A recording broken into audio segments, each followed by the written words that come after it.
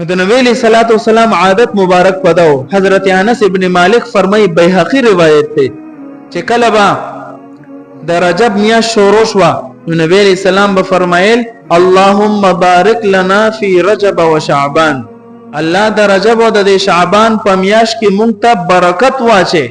سمانا فی طاعتنا و عبادتنا، الله زمونږ په عبادتونو کې الله برکت واچي چې زیات عبادتونو کو. وبلغنا رمضان، ولا مونږ ته رمضان میاشت هم نصیب کی بتمامه، ټوله پټوله میاشم نصیب کی. والتوفیق لصيامه وقيامه، والله د رمضان په میاشت کې د روزو توفیق امرا کی او وسره د تراویح توفیق امرا کی.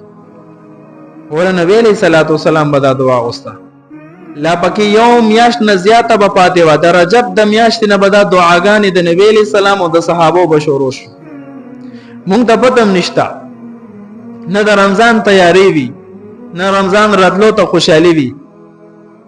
دنیاوی غمونو کې دومره ډوب یو چې مونږ نه حقوق الله نن پاتې دي. حقوق العباد خو سر خړلې دي، حقوق الله نه پاتې دي.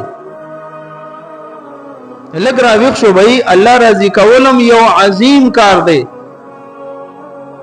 مونږ کله دا سوچ نه دی کړی بھائی چې دا الله راضي کول سکار دی کو نه دی، دا الله د راضي کولو د لپاره څه اعمال ضروری دي کو نه دي. دا یو عظیم کار دی، بارکه فکر من شو.